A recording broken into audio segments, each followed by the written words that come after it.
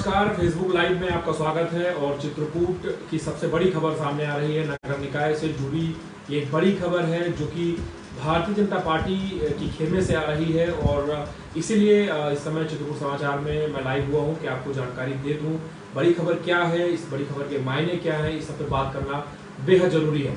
बड़ी खबर यह है कि भारतीय जनता पार्टी ने पार्टी विरोधी गतिविधियां, यानी कि ऐसे पदाधिकारी जो टिकट से नाराज थे, जो बागी रुख अख्तियार करके चुनाव लड़ना शुरू कर दिए थे, जिन्होंने नामांकन किया था, इसके बाद पर्चा वापस नहीं लिया था, पार्टी ने ये माना है कि ऐसे लोगों से पार्टी को खतरा है, पार्टी विरोधी गतिविधियां हैं। यानी कि ऐसे लोग जिन्होंने खुद को या परिवारजनों को चुनाव लड़ाया है, उन्हें पार्टी से 6 वर्ष के लिए निष्कासित कर दिया गया है। ये पूरी जानकारी भारतीय जनता पार्टी के जिला अध्यक्ष चंद्रप्रकाश खरे ने दी है और मीडिया तक जैसे ही जानकारी पहुंची वैसे ही पूरे जनपद में आग की तरह ये खबर फैल चुकी है, क्योंकि जनपद चित्रकूट में करबी नगर पालिका हो, मानिकपुर नगर पंचायत हो, राजापुर नगर पंचायत हो, या सबसे पहली बार चुनाव हो रहा है जहां मऊ नगर पंचायत, वहां से अपने कई पदाधिकारियों को पार्टी ने 6 वर्ष के लिए निष्कासित कर दिया गया है। सबसे बड़ी खबर यह है कि इनमें वो नाम भी हैं जो चेयरमैन रह चुके हैं, इनमें वो नाम भी हैं जो पार्टी के बड़े स्तर के पदाधिकारी भी रहे हैं, इनमें वो नाम भी हैं जो महिला प्रकोष्ठ से जुड़े हुए नाम हैं और जिनके ऊपर कहा जा रहा था कि भारतीय जनता पार्टी की भविष्य की राजनीति हो सकती है। मेरे पास लिस्ट आ गई है उन नामों की और तकरीबन 9 नाम हैं जो इन पदाधिकारियों के हैं, भारतीय जनता पार्टी ने निष्कासित किया है 6 वर्षों के लिए।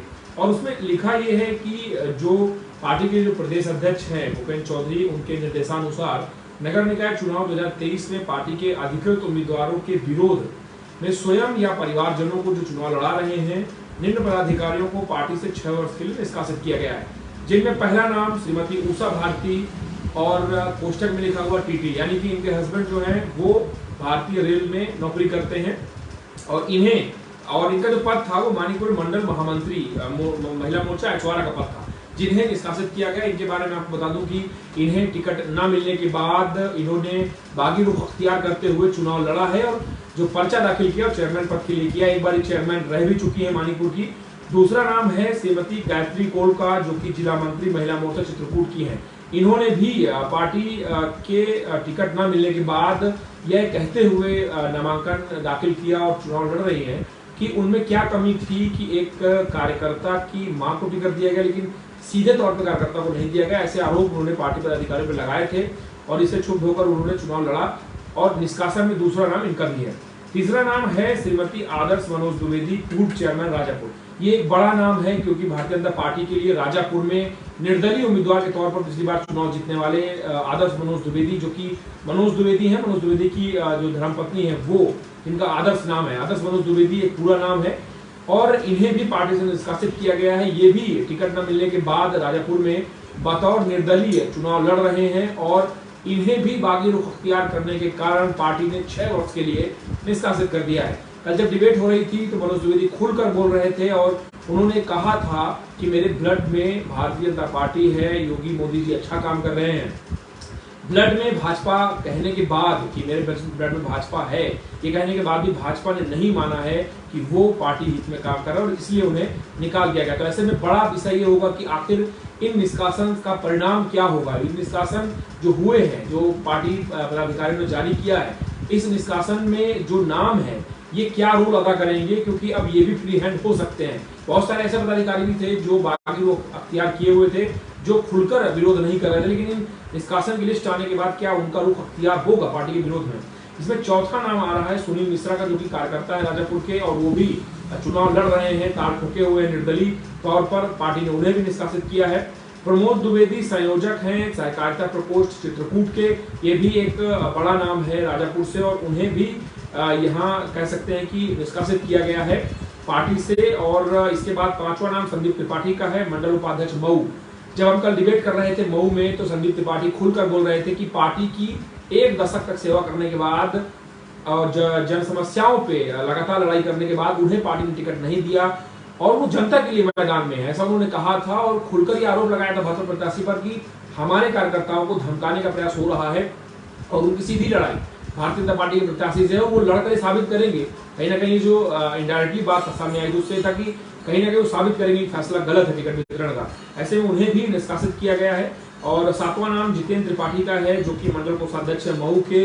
इन्हें भी पार्टी ने जो है वो निष्कासित करने का निर्णय लिया है। और 8वां नाम निशी सोनी व जवाहर सोनी का है, नगर महामंत्री बताया जा रहा है। निशी सोनी है वो चुनाव लड़ रही हैं, उन्हें टिकट नहीं मिला था, वो भी बेहद नाराज थी। और जवाहर सोनी जो उनका नाम आ रहा है, दोनों को पार्टी से निष्कासित किया गया है। और सबसे बड़ी बात यह है कि दोनों चेहरे ऐसे हैं जिनमें किसी चेहरे में भविष्य छिपा था और किसी चेहरे में कह सकते हैं कि पार्टी को मजबूत करने का वर्तमान में पूरा दारोमदार था। और अंतिम नाम जो है 9वें नंबर पर लिस्ट में वो है माया प्रजापति का, जो जिला उपाध्यक्ष है महिला मोर्चा चित्रकूट के, और उन्हें भी निष्कासित किया गया है। ये पूरी लिस्ट है 9 लोगों की। और यहाँ पर मेरे पास ये लिस्ट है जिसमें चंद्र प्रकाश खरे जो है उनका सिग्नेचर है, और ये 30/4/2022 को जारी की गई है। और इस लिस्ट में पूरा जिक्र किया गया है कि किन किन लोगों को निकाला गया है पार्टी से। और सबसे बड़ी बात यह है कि 6 वर्ष के लिए निष्कासित कर दिया गया है। तो ये बड़ी खबर है चित्रकूट से, और नगर निकाय से जुड़ी बड़ी खबर इसलिए भी है क्योंकि पार्टी के जितने पदाधिकारी जो टिकट नहीं पाए थे, जिन्होंने आवेदन किया था, इसके बाद सबका कहना है कि हमने जनहित में चुनाव लड़ने का निर्णय लिया है। कुछ नाम ऐसे भी हैं जो कहा जा रहा है कि जिनको ये फायदा मिला है कि उन्होंने खुलकर भाजपा का विरोध नहीं किया है, खुलकर ये नहीं बताया कि उनके कैंडिडेट या उनसे जुड़े लोग लड़ रहे हैं, जिन्हें बख्शा गया है इस पूरी लिस्ट में। तो ये भी एक बहुत बड़ा विषय आगे चलकर होगा, सामने आएगा कि जो निष्कासन हुआ है, अगर इनमें से कोई जीतता है, अगर मान लीजिए कि निष्कासन में किसी ने भी जीत हासिल की, तो बड़ा प्रश्न ये होगा कि क्या भाजपा पुनः अपने दरवाजे खोलकर उस व्यक्ति को शामिल करेगा। अगर करती है भाजपा शामिल, तो ये निश्चित हो जाएगा कि अवसर का पूरा खेल है, चाहे वो भारतीय जनता पार्टी का हो, प्रत्याशी का हो, या इस चुनाव का हो। तो ये एक बड़ी खबर चित्रकूट से है, जिसमें हमने आपको बताया कि कैसे किन किन पदाधिकारियों को निष्कासित किया गया है, क्यों किया गया है, और इसके परिणाम क्या होंगे, जो घातक परिणाम हो सकते हैं पार्टी के लिए। लेकिन पार्टी ने इस बात की चिंता नहीं की है, क्योंकि पार्टी ने ये अल्टीमेटम दे दिया है निष्कासन के साथ ही कि पार्टी का निर्णय अगर नहीं मानेंगे आप, और अगर पार्टी के निर्णय से इतर आप उस प्रत्याशी का जो पार्टी के चुनाव चिन्ह पर चुनाव लड़ रहा है, अगर उसका विरोध करते हुए आप स्वयं लड़ रहे हैं, अपने विस्तार को लड़ा रहे हैं, तो आपको पार्टी में नहीं रखा जाएगा। और ये निष्कासन कोई नया नहीं है, जिला पंचायत से लेकर विधानसभा, लोकसभा के चुनाव में भी ऐसे निष्कासन देखने को मिलते रहे हैं। और एक स्याह सच ये भी है कि भारतीय जनता पार्टी इस निष्कासनों के बाद भी उन लोगों को शामिल करती है अगर परिणाम अच्छा रहा। और ये कहा जा सकता है कि अगर परिणाम नहीं भी अच्छा रहा तो परिस्थितियां देखी जाती हैं राजनीति में, और इसके बाद फिर से पुनः शामिल किया जाता रहा है। ऐसे कई नाम रहे हैं, और इसमें कुछ नाम ऐसे भी हैं जो इसलिए शामिल नहीं किए गए क्योंकि उन्हें टिकट नहीं मिला, तो लोगों ने शांत रूप अख्तियार कर लिया है। उसे भी आप कह सकते हैं कि पार्टी ने इस बात को देखा है। अब सबसे बड़ा विषय ये है कि इन निष्कासन के बाद पार्टी का जो 10 दिन का लगभग समय है चुनाव का, वो कैसे बीतेगा और किस तरीके से वोटों में तब्दील पार्टी कर पाएगी अपने इस निर्णय को लेकर, क्योंकि कहीं ना कहीं जो भी बागी है भारतीय जनता पार्टी से, वो सीधा नुकसान भारतीय जनता पार्टी के प्रत्याशी का करेंगे। मानिकपुर की अगर बात करें तो स्थिति बहुत ठीक नहीं है, राजापुर की बात करें तो राजापुर में भी स्थिति बहुत सारी अच्छी नहीं है, मऊ में कह सकते हैं कि स्थिति इसलिए बिगड़ रही है क्योंकि बागी जो है वो लगातार एक अच्छे खासे वोट प्रतिशत का नुकसान कर रहे हैं। करबी नगर पालिका की अगर बात करें तो गाहे बगाहे बात आ रही है कि चुनाव बहुत जल्दी जो है वो कांटे की टक्कर में तब्दील हो रहा है, और वहां पर होगा क्या, वोटर्स ने अभी तक अपना रुख सबके सामने नहीं रखा है। लेकिन आप ये कह सकते हैं कि चुनाव बेहद जो है माहौल जरूर यहाँ पर पूरे जनपद चित्रकूट में शांत है, मौसम सुहाना है, बारिश हो रही है, लेकिन इसके पीछे छुपी जो गर्म कह सकते हैं कि जो गर्म माहौल है वो आपको नजर आएगा अगर आप बारीकी से अध्ययन करेंगे। और आप ये अंदाजा लगा सकते हैं कि इस बार का जो परिणाम है कई मायनों में कई नेताओं, कई पदाधिकारियों के लिए अग्नि परीक्षा से कम नहीं है। जानकारी के अनुसार कई जनप्रतिनिधियों ने अपनी साख भी लगा दी है इस पूरे चुनाव में, और अगर चुनाव नहीं निकलेगा तो उनका भविष्य भी अधर में लटक सकता है। कई ऐसे पदाधिकारी हैं जिनका यह जो दायित्व जिसको निभा रहे हैं बतौर नेतृत्वकर्ता, वो अंतिम माना जा सकता है अगर वो इस पे विजयी नहीं दिला पाते। अगर उन सीटों की बात करें जिनमें जो कह सकते हैं कि बहुत महत्वपूर्ण है भारतीय जनता पार्टी के लिए, उसमें करबी नगर पालिका की सीट बहुत महत्वपूर्ण है, जिसमें भारतीय जनता पार्टी के प्रत्याशी नरेंद्र गुप्ता चुनाव लड़ रहे हैं।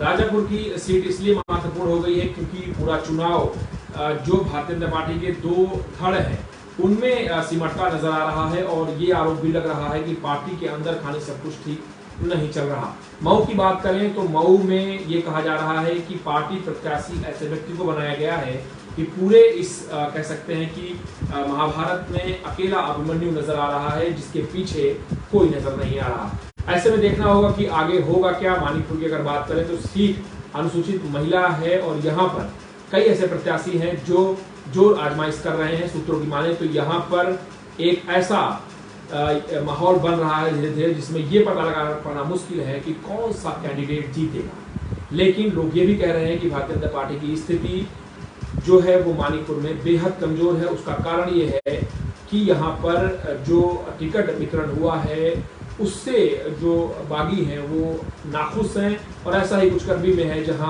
अभी तक ये पता नहीं लग पाया कि बागियों का रुख जो टिकट नहीं पाए और चुनाव नहीं लड़ रहे वो किस तरफ है। ये बात अभी समझ में नहीं आई है। फिलहाल इस लिस्ट को हमने आपके सामने रखा। चुनाव किस करोड़ बैठेगा ये तो आने वाला समय बताएगा, लेकिन आप लोग चित्रकूट समाचार की अपडेट्स, जो लेटेस्ट अपडेट है उससे जुड़े रहिए। और हमारे इस पूरे लाइव में अगर आपको कोई सुझाव देना है तो आप दे सकते हैं कमेंट बॉक्स में। और किसी भी अपडेट के लिए आप मेरा यूट्यूब चैनल भी सब्सक्राइब करें। अनुज हनुमत आप टाइप करेंगे यूट्यूब में, आपको यूट्यूब चैनल आएगा और उसे आप सब्सक्राइब करेंगे, लाइक करेंगे तो आपको चित्रकूट नगर निकाय से जुड़ी जितने भी डिबेट हैं, जितने भी कैंडिडेट क्या चाहते हैं, वार्डों की स्थिति क्या है, सारा कवरेज होगा वहाँ पे। उसको आपको सारी अपडेट उस यूट्यूब चैनल में मिलेगी। आप लोग हमारा हौसला बढ़ाइए, हम आपका पक्ष रखेंगे और बताएंगे कि चुनाव की नब्ज क्या है। धन्यवाद।